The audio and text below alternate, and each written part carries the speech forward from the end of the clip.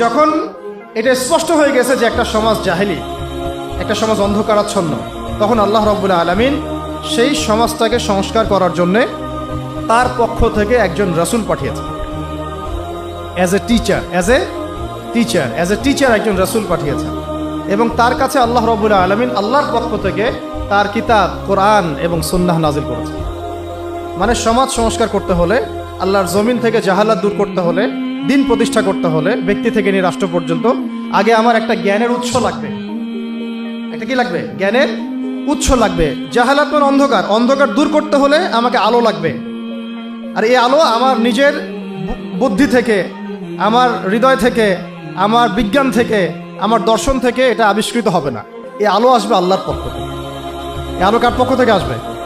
আল্লাহর পক্ষ থেকে আসা সেই আলোকে আমরা দুই ভাগে ভাগ করতে পারি।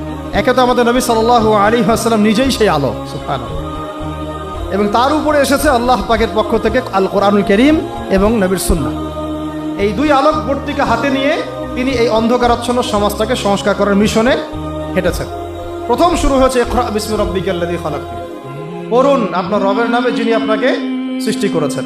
তারপরে এসেছে ইয়া আইয়ুহাল মুদ্দাসসির, হে কম্বল আবৃত রাসূল, কুম ফাআনযির, আপনি উঠুন, সতর্ক করুন।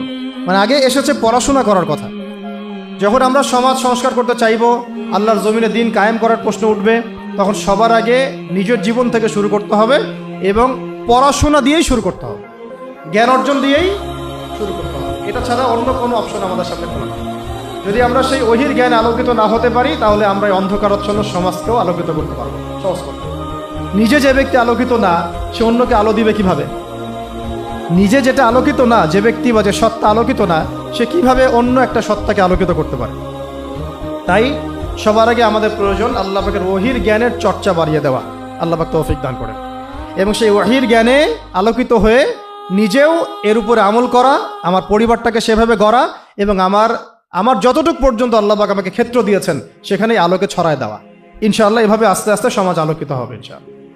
তাহলে আমরা সিরাতের আলোকে দিন কায়েমের পথে অন্যতম একটা নিয়ামক হিসাবে পাচ্ছি ওহীর জ্ঞান, ওহীর জ্ঞানের চর্চা, সেই জ্ঞান শেখা, সেই জ্ঞানের প্রচার করা, প্রসার ঘটানো এবং তার উপরে আমল করা। আল্লাহ পাক বোঝার তৌফিক দান করেন।